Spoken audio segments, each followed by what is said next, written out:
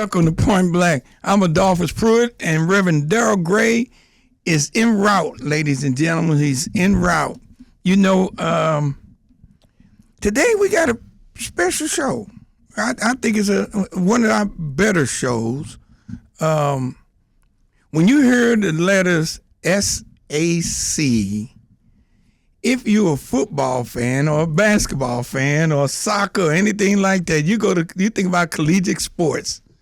And the SAC, and you know what, by the way, BJ, I'm not a fan of the SAC. I went to Tuskegee for a little while, so with SAIC, so we just, we played a little bit better than them, but we always lost.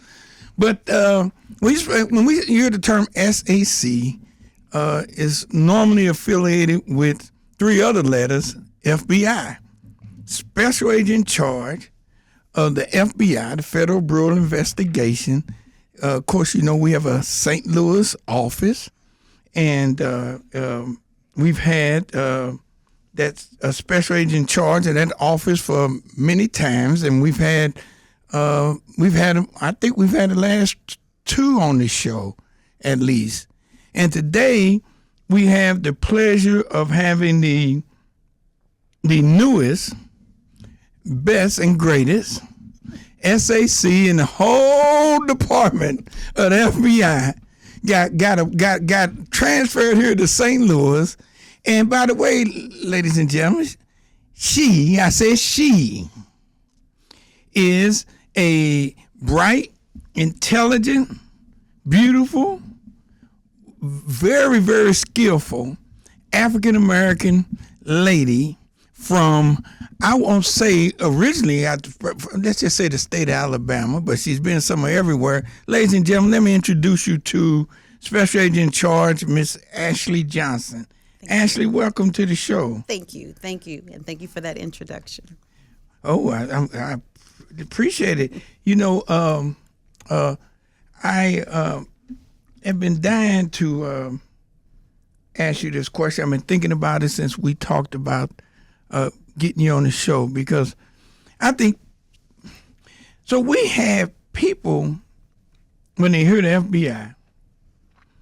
FBI, you would think most of the connotation would be law enforcement, but also a lot of times they would be surprised to see that somebody of color is in a position of authority at that level within the FBI. That part they would be surprised about. And on the other hand, they will also wonder aloud, how did that happen? They would say, how in the heck matter of fact, they would say, and it's a woman, how did this black woman rise to a level where they made her the Special Agent in Charge of an office as important as St. Louis? Not that all the other offices of the FBI are not important, but we ain't in them offices, so we're in St. Louis. So let's talk about your journey a little bit, if you don't mind. So I'll start from the very beginning. Yes. I'm from Mobile. I'll say Mobile, Alabama, and I was a graduate student. And one of my professors told us about a career fair in Mobile with the FBI. Mm-hmm. And I was studying social work at the time. So the FBI has a position called victim specialist, which is essentially a social worker within the FBI. Okay. So that's the position I'm a social worker. That's what I'm going to apply to. So I go to the Mobile office, and I'm filling out, there's a questionnaire, and I'm filling out the questionnaire for victim specialist. And the SAC, who was a black female, Deborah Mack from New Orleans. And of course, I didn't know at the time what Special Agent in Charge meant. And she comes over to me and she goes, why? She said, what position are you applying for? And I said, victim specialist. And she said, well, why victim specialist? And I said, well, I'm a social worker. It's what I'm interested in. And she said, well, why not special agent? And then she introduced me to that profession. So my first interaction with any FBI agent ever in life was the Special Agent in Charge, who was a black female. So I saw myself literally from the day that I walked into any FBI door. So that was always an inspiration for me. And again, I didn't realize the gravity of what that meant and what that position meant for her. And this is in 2001. Oh, wow. So we're talking about over 20 years ago. She was one of the first. She was one of the first 2 ever Black female special Got agents it. in charge. And I happened to meet her, and she's the one that really inspired me to apply for the position. But over time, coincidentally, she was from New Orleans. My first office was New Orleans. Right. So I was assigned to New Orleans office. And I will say how I got to this point of advancing or promoting within the FBI. I've always tried to remain focused on what my job was, what my mission was, but also staying true to how I wanted to impact the FBI. Having seen Ms. Mack be one of the first and understanding over time what that meant for her and other trailblazers, I wanted to make sure that every role that I was assigned to, every case that I worked, every division that I worked in, that I paid it forward, that I also inspired others. I also worked really hard, right? Also diversified my experiences as much as I can. I was often the person when someone didn't want to do something, I would volunteer to do it, just to make sure that I knew the organization in and out. And over time, worked in many different divisions. I've been in the FBI almost 18 years now, and I've had mentors along the way, but really kind of understanding what the community needed, what the FBI needed, and how I could play a role in making sure that both were accomplished. Now, you know what was interesting? You said that social work. I was a social You're doing worker. social work. And ladies and gentlemen, the better part of the show just walked into the mic. The better part of the show was already talking. I heard her 18 years. The better part of the show was already talking. I heard her. Listen to that. You know, I told y'all that Daryl Gray was on his way, and you showed up, Red. Well, you know, we had Baptist ministers every Tuesday. You know, I heard a very good friend of mine, Dr. BJ, the legendary DJ Holiday, say at a tribute this weekend to Dr. King, where Dr. Holiday received the Drum Major for Justice Award. He said there are 2 people you don't give microphones to, preachers and DJs. And we had a room full of preachers. Yeah. And we got him in here too. So, ladies and gentlemen, now you understand what I have to put up with, because I got a preacher and a DJ up in here, and it's 4 mics and 4 microphones. So you can imagine what I have to put up with up in here. But there, she was giving us her background, and I got to get over this. Ladies and gentlemen, she said she was into social work, I was a social and now she's a special agent in charge at the FBI. I know. Now, Daryl, now how? I get it. How do you reconcile that? How do you make that transition? It's really not that different. My first actual job, I was a probation officer. Okay, So that was my okay. first job out of college. And then I went back and I was a social worker for about 5 years. And I use a lot of Ms. Mack was right. I use a lot of my social work skills to be a special agent and now the special agent in charge. How you interact with people, how you're able to, especially as a case agent, a ground agent, how go into communities and be able to establish rapport, understand the dynamics that factor into certain social situations, violent crime, understanding what kind of leads to that, what kind of fosters that kind of mindset in certain communities or that kind of activity. Terrorist groups, kind of understanding what motivates people. So social work has really been interacting with people, leading people, really understanding them, communicating with them.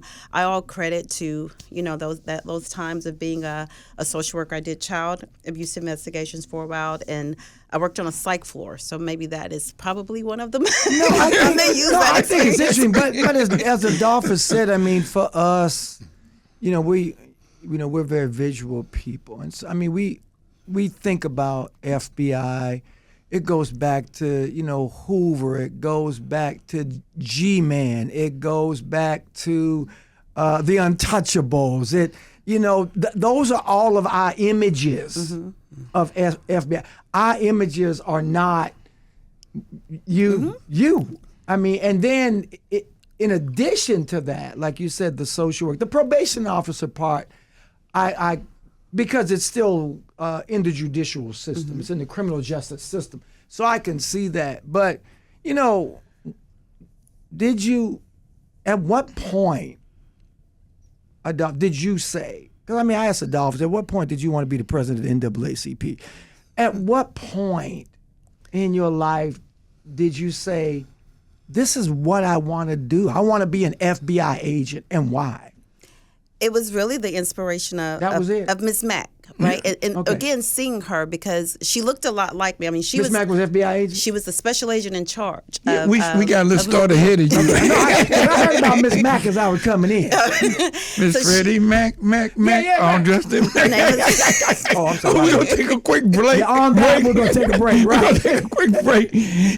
And ladies and gentlemen, by the way, that was me singing. So if you thought you heard Luther Vandross, he's no longer with us. That was me. But by the way, we're going to take a quick break with more on Point Black to come. And we are back. And Daryl, I think we both are still black. I know. Listen, grandmama said there are two things you're going to stay black and you're going to pay taxes. Ooh, I'm my good with goodness. both of those. Especially since we had the FBI in the house. I'm good. I'm caught up. I don't want to listen to I'm caught up. No, but special agent.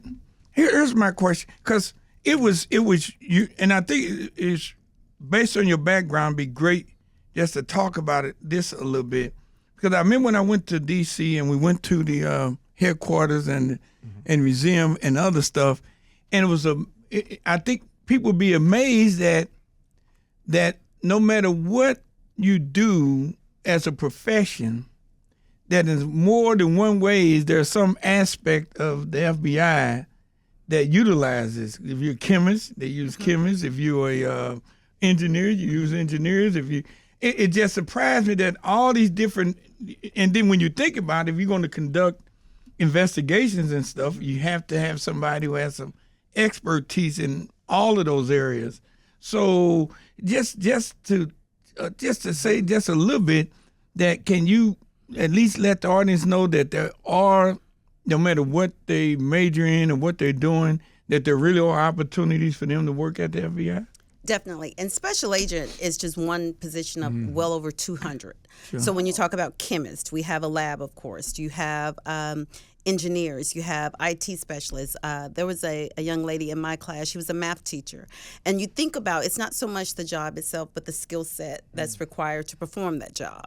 And when we talk about diversity, sometimes that's part of the diversity as well, bringing in people with different experiences, different backgrounds, different education, because it all lends to a bigger picture. When we have a bombing, having individuals who specialize in that. We have special agents who are specifically trained in bomb techniques or in improvised devices. So having that really cultivates what the FBI, who we are, and how we're able to serve the community, whether it be through investigations, whether it be through intelligence.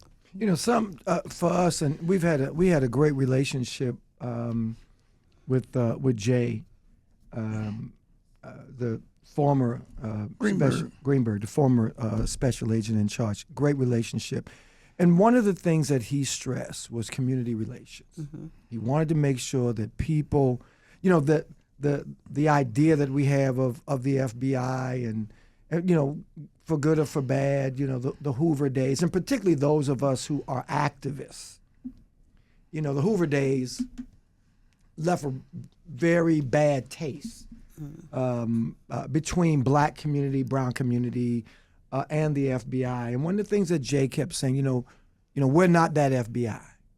This is, we want to enhance and encourage community relations. And so what are some of the things that you hope to do so that people know who you are? We got to know Jay, but so that people will know who you are and what your priorities are as it relates to the look of the FBI in the St. Louis region.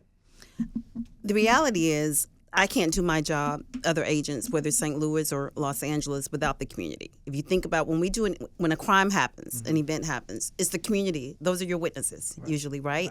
So if you don't have a rapport and a relationship, you start off behind the curveball. if your first time introducing yourself to a community is to conduct an arrest or, they're a search warrant or whatever the case may be, or you're reporting to or responding to a crisis event, I think you're behind the curveball a little. So my priority is to make sure that the community understands. I just don't want to interact with the community in times of crisis, but I want them to understand they're a partner. When you take a case to trial, the community is your jury. So the credibility of the FBI, and it's a likability too. I mean, if you're being honest, I often tell my agents how they present themselves. You're then impacting potentially a fellow agent who's testifying in a trial, because how the community's interaction with you before that agent ever speaks may determine if they're going to believe him or not, if they think he's truthful or not, or whatever the case may be. So that's one of my main priorities, is making sure that we not just show physically in a time of crisis, like I said, but also that we're in the community, we're understanding what the community needs are. Our priorities are set basically or based on a lot of what the community sees as well, what our law enforcement partners sees as well. Here I've heard violent crime a lot, right? Now, you can look at numbers and people can say violent crime is down, which you can look at numbers and see that. But the people in those communities, whether it's one violent crime incident per year or 100, they're still being impacted. So I want to make sure that's the message that I send out. I think being on a show like this, being able to communicate in masses to people at one time is important. Showing up at community events wherever I can just to show support. That's really a personal priority of mine, not just as the SAC, but just as a community member as well. I've heard you've had some tough cases in the past you have been involved in. You sure? Can you talk about some of those experiences? And I'm assuming they help lead you to climb up the ladder within the FBI to get to where you're at, or maybe not. And before she answers, ladies and gentlemen, but Pruitt's question is, she's been in the FBI for 18 years? It's going on 18 years, yes. If because you can't see her. You can't see her. If you look hard at the radio, you can. If she went to the club, she'd get carded. If she was a club goer, she would get carded. Well, I was special. They let me in at 10. Because okay, all right. Okay, I just wanted people to know that because again, you do not fit, or I would think you would not fit. But anyway, as Pruitt said, the cases, whatever you can. That's funny. Just real quick, I've shown up to meetings before, and I'm waiting on them to start the meeting, and they're like, "We're waiting on the agent." I'm like, "Well, who else is coming?" This is it. This is what you get. So I have it, but it works to my advantage sometimes too, right? So that's funny that you bring that up. I'll tell a quick story if I can and lead into the cases. When I was 9 years old, my mom bought me this, and I have an older sister that's 5 years older, so she would have been 14, and she takes us to the bookstore, and she buys me it's called Martin Luther King, I Have a Dream, but it's about Martin Luther King when he's a kid and he grows up. Okay. But my sister I don't know if you all are familiar with the Babysitters Club. It was a series of books, but it's a fun book, right? Yeah. So I was really mad that she made me get this really serious book, and my sister got to get, the Babysitters Club. But I have that book to this day. I still have it because I think it influenced. It was, of course, on the civil rights, SCLC, and all of that, that leading up to that. And when I finally went through the bureau, New Orleans contacted me and they asked me what I wanted to work, and I said civil rights. And it was really because of that experience with reading that book. And I would always say, I wish I lived in the 60s so I could have, been a part of the movement, not realizing it didn't end in the 60s, right? But that's how I was as a kid. And my supervisor at the time, I don't think she meant any harm by it. She said, well, I think, terrorism is really, this is not long after 9/11. Like, that's where the Bureau has shifted its focus. Right. And in my mind, I'm thinking, but civil rights ties into whether you're working terrorism, whether you're working, cyber, people are still afforded their civil rights. And that's something that doesn't transcend. Long story short, I get to New Orleans. I'm assigned to work healthcare fraud. So I work healthcare fraud, but I tag along with an agent by the name of Gary. and Gary's a black agent as well, Gary Henley, and he's working civil rights. So I kind of become a nuisance and a thorn in Gary's side because every time he goes out, I'm like, I'm going with you, Gary, and he would let me tag along, to the point where I started really becoming involved in the civil rights cases in New Orleans. And because of that experience, and then I credit Gary with kind of training me, one day we have a walk-in. Back then, individuals could walk into the FBI office and give a complaint. And my supervisor said, hey, there's a guy downstairs. He has a complaint. I want you to go and handle it. And his name was William Tanner, and he was a citizen of New Orleans. And his complaint was that during Hurricane Katrina, which was about 2 years prior to this, that he picked up an individual that was shot on the side of the road, put him in his car, drove him to a local school where police had set up, they had made the school or shifted the school into a police precinct, basically, because they were underwater. And he said instead of the police helping him, they beat us, him and the other two companion, and they drove off in the car and they burned the body. So I'm like, go back, because this can't be true, right?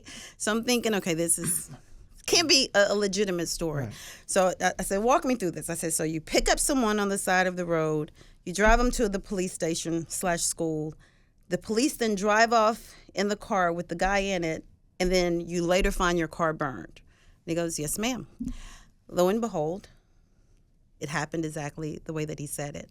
On September 2nd of 2005, Henry Glover, who was a citizen of New Orleans, he and his brother-in-law were, they had stayed in New Orleans. They lived on a side that had not been flooded, but they realized they weren't going to get lights for a while. Everything was down. So their family realized they had to flee. So they go to, there was a Tuesday morning store, and there was a basket of items that had been left in front of Tuesday morning store. And so their friend said, hey, can you go back to the Tuesday morning? There are a basket full of candles, socks, these kind of things. We want you to load them into your truck. They go to loading in the truck, not knowing that there's a police station. There's a 2-floor building. There's a police station on the 2nd floor. So there are 2 police officers up there. As they're loading the stuff into the car, one of the police officers yells out, police, get out, as they flee or they run. Henry runs one way. Henry Glover, the victim, and his friend Bernard Calloway runs the other way. Bernard says he hears a loud bang, looks back, sees Henry stumbling. Henry eventually falls. The guy that walks into the FBI office, we coined him the Good Samaritan. Mm-hmm. His name was William Tanner. He's literally just riding around New Orleans. Right. They flag him down.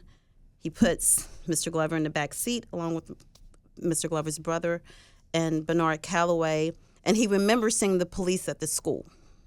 So he takes Henry to the school because his logic is if they're police, their paramedics can't be far. And I don't know if you all remember, but the image of the police had blocked the bridge, so you couldn't get over to the other side. Right. And so he drives them.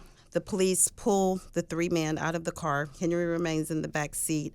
And eventually they thought they were looters. And so they were accusing them of looting.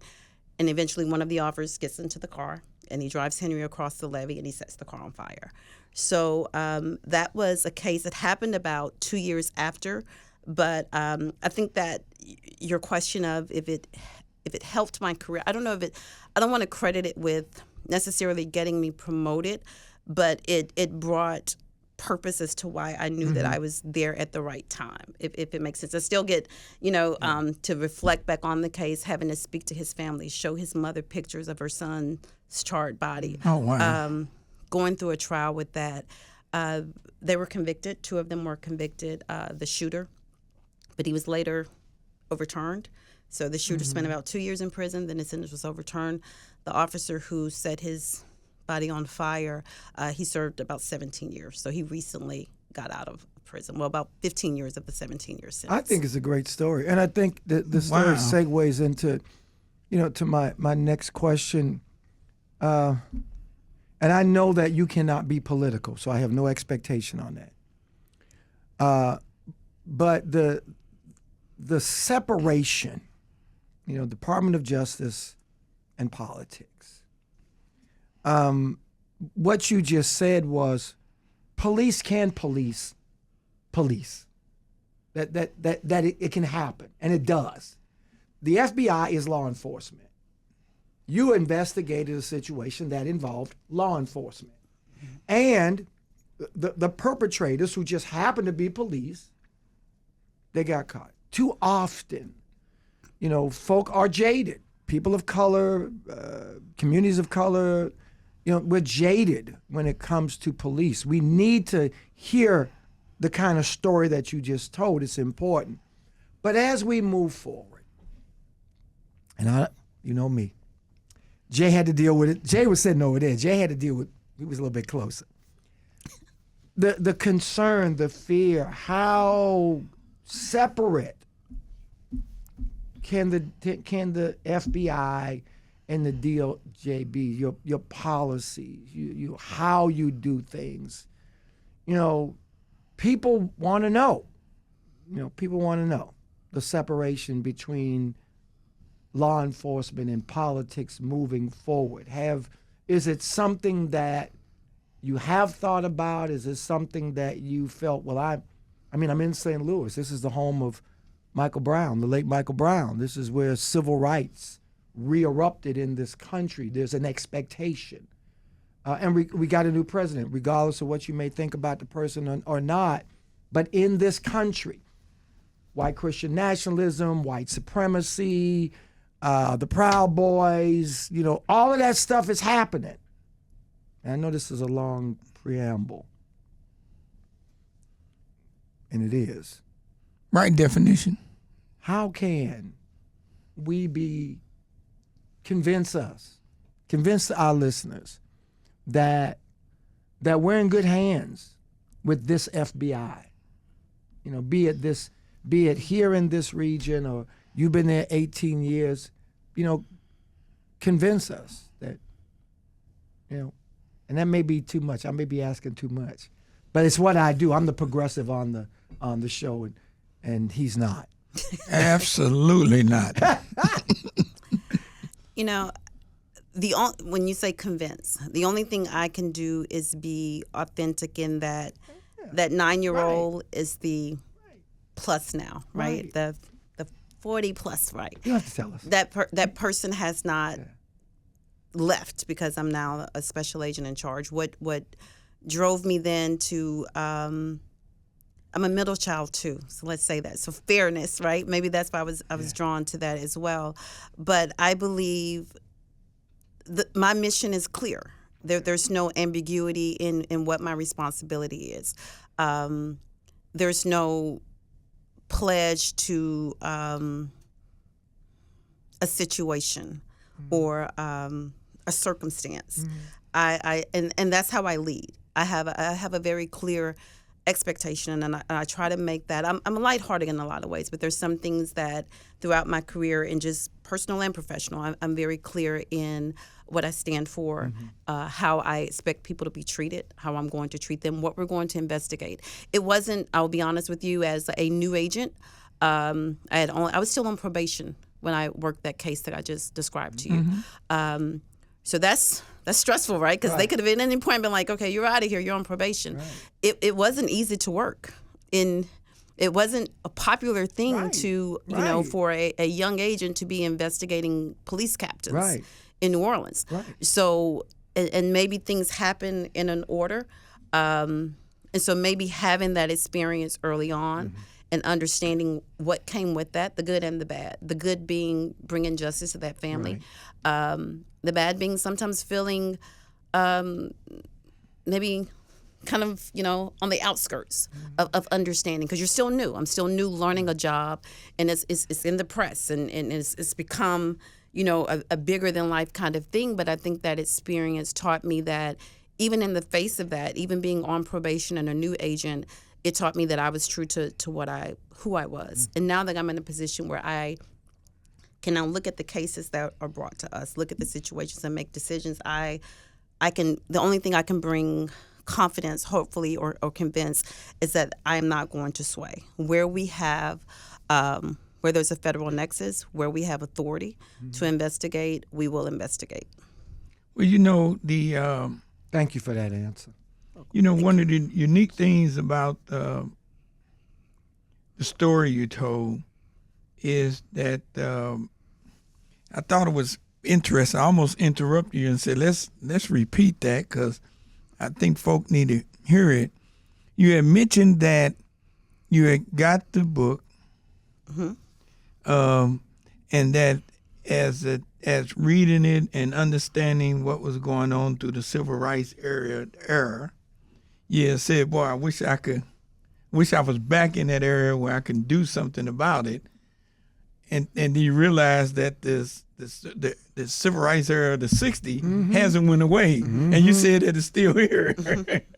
And I just think it's important when we can talk to people in law enforcement and your predecessor said the same thing, felt the same way, that we understand that while time has passed and some things have changed, but we're not ignorant to the fact that a lot of things has in some ways stayed the same. And you realize that, because I think, we get a lot of folk from time to time who would say that two sides. We get two sides of the coin. I get two sides of this coin. One side would say, which is younger, is that, oh, nothing has changed and we've gone backwards and black folks haven't progressed, and then I have to explain to them what those significant progress things that are and that are still in place. And then on the other hand, we get the side that says things have changed and we're no longer the racist country we used to be back during the civil rights, and then I have to explain to them, well, we're not as racist as we may not be. I don't know. We're not. I beg to differ. It just all depends on what you. It depends on what your experiences are. Right. Then I have to explain to both of them that it just depends on what your experiences are. And so, but hear somebody say that they recognize that that the civil rights era is not simply something during the 60s, but it's something that's ongoing and something that had to be addressed is a good thing. We're going to take another quick break. We'll be right back with more on Point Black. And we are back with more on Point Black. Bruce, yes, something sir. wrong with you. Everything. You mean you just not knowing that? The late Reverend Dr. Joseph Lowery, former president of the Southern Christian Leadership Conference, who actually gave the invocation at former President Barack Obama's first inauguration. He said, everything has changed, but nothing has changed. It's not just young folk. I think you're right. I think that we can look from 60s on and we can see the progress that has been made. I mean, we had our first black president twice. Daryl, know what I tell them? I said, I would wish I was able to pick you up and take you back to 1960 and drop you off in the black community. No, but I want you to compare that to where you living now. You know what would happen? I would have been, if I were the same person I am now. Dr. King was assassinated. Medgar Evers was assassinated. Malcolm X was assassinated. I'm going to speak truth to power. What's his name? What's his name was just killed though? Which one? Biggie Smalls. Biggie wasn't in that Biggie wasn't in that era. Pruitt, he tried to throw me off something. I got to think about Biggie and no. But I think that I get it. And so, but when I look at an African American special agent in charge in St. Louis, it says everything has changed. Not everything. I know, but no. Remember now. Remember I said everything has changed, but nothing has changed. The special agent in charge in New Orleans, isn't that African American woman? Assistant, male. So I'm saying, okay, in these larger metropolitan cities, we get it, and don't get me wrong, all skin folk and kinfolk. So it's important to ask that question. Oh yeah, it's important because are you going to get the canned answer? Because there's always the answer that comes right out of the can. Or are you going to get what I believe was a very authentic, as you said, real response? And I think that's what... Are you re-asking the question?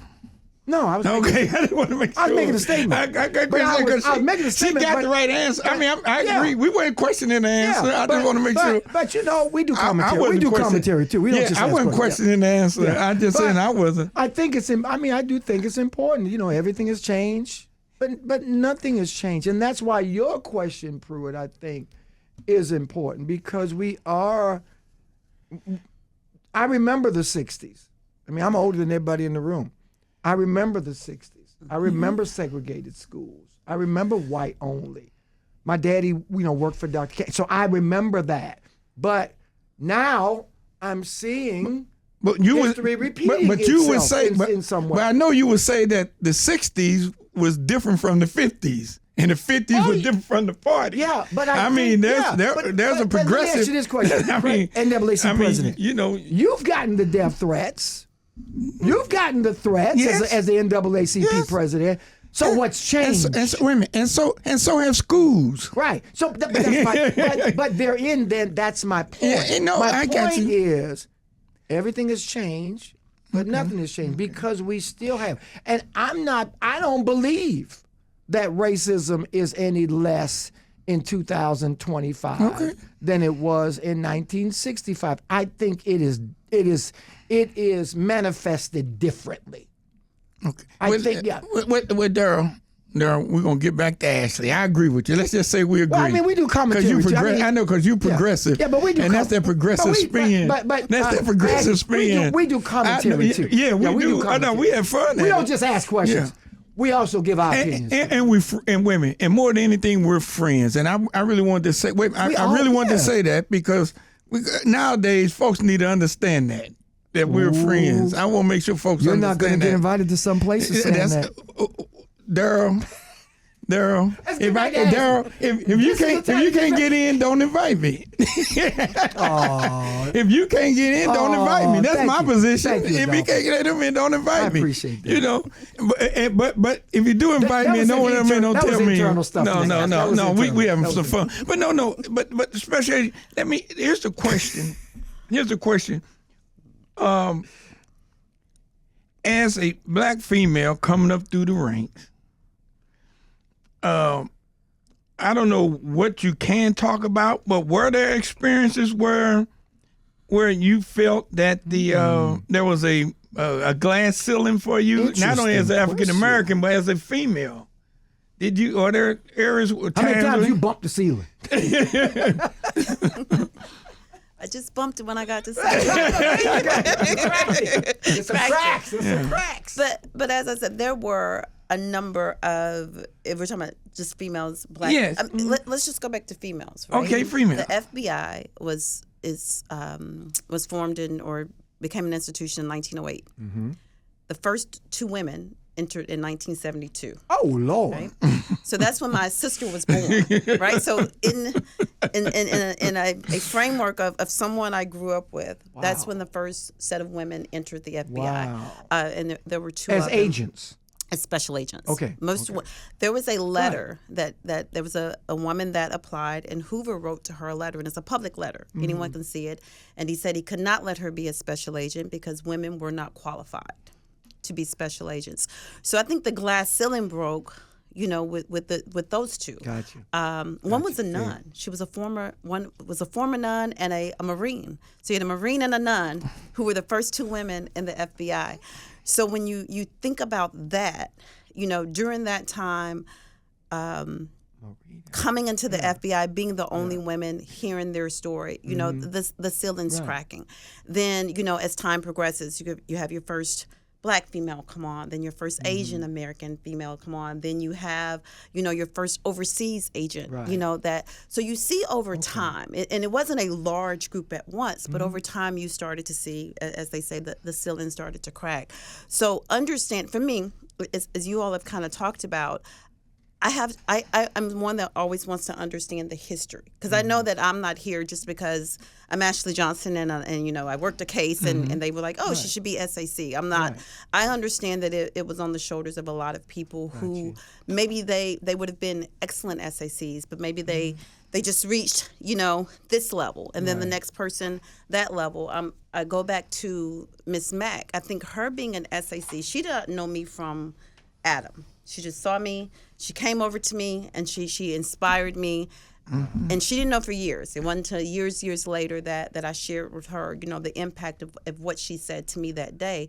It took for her to be the first special agent in charge in Mobile, Alabama. Okay. Right? So I think about that. So as I've been able to promote, it hasn't been without conscience of all those that led that path. And so that's one of the things I really try to do, not just for women, but, other minorities or not minorities, just individuals reaching kind of like their potential of where they want to be, and people who can really make change and do the things, see where the gaps are, see what we need to improve. The FBI is a progress, a work in progress. Right. More recently, I believe in, civil rights now is a national priority, which means every field office has to dedicate resources to the civil rights program in a certain way, community outreach. That's huge, right? Because from 2007 when I entered, to then, resources were not specifically dedicated on a national level, or they weren't required. I should say it that way. So that is that's a huge step. That's progress. That's people seeing what needs to be done and making steps towards that. What's your 30-second elevator speech for somebody that may be interested in the FBI? I would say definitely apply. Understand what do you want to do. So it's cool to watch the FBI on TV, right? I will tell you now, I have not seen an accurate depiction. Criminal Minds is pretty close. Okay. I would say it's the closest of the ones that I've seen. That's interesting to know. But understand that, when you take away the Men in Black persona per se, the sunglasses and the black suit and the coolness of it, you have to be someone who's dedicated regardless of politics, someone who's dedicated regardless of what the threat may be, someone who's dedicated regardless of, the people around you at the time making decisions, that you've got to keep pressing forward. It's not a position for someone who, kind of sways in the wind. Mm-hmm. It's definitely for someone who's you need to have some level of morality, I think, and grounding coming into the role, because there are challenges, right? You work for the people, and the people sometimes require a lot. Everyone has their own priorities, right, of what they see as being important. So you got to be kind of steadfast in what you see the priorities as being, and not being afraid to push that at whatever level, whether you're an entry-level employee. Again, I was a probationary agent. Mm-hmm. So I reflect on that up until now, and hopefully if you go back and talk to people in New Orleans, they would say that's still the same person. Can I, Pruitt, if you don't mind? 30 seconds. Because I know Take us out. Oh, we getting ready to go out now? Okay. Yeah. But before we go, first of all, I want to thank Special Agent in Charge Ashley Johnson, a fantastic, phenomenal person. We're looking forward to working with you. I do want to remind people that our own producer, Dr. BJ, the legendary DJ Holiday, received the Martin Luther King Jr. Drum Major for Justice Award this weekend, and I want to make it for his dedication, for his service, for his achievements. We want to make sure that we recognize that and let people know and give you your flowers while you can smell them. And so congratulations to you, Dr. Holiday, on that.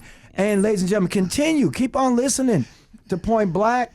Every BJ now and then. He moved that mic in front of him, Darryl. BJ, you want to say something? He moved that mic in front of him. Go ahead, BJ. You take us out. Go ahead, BJ. You want to say something? Go ahead, please. Go ahead, BJ. I want to hold him. It's a privilege and an honor to receive an award such as that, to be able to have somebody see me and say that the work that I've done in the community mimics Dr. Martin Luther King Jr.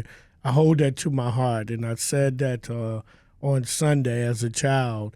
I used to listen to Martin Luther King, and it always did something in my spirit to say that I wanted not only to make a difference, but be a difference. And on Sunday, I just felt like that it came full circle that I am being a difference here in St. Louis. And that means everybody listening is obligated to be at the next Sister Strut That's right. Thank you. Thank you October for 4th tuning in in. downtown St. Louis. Thank you for tuning in. 2025. Thank you for tuning in to Point Black.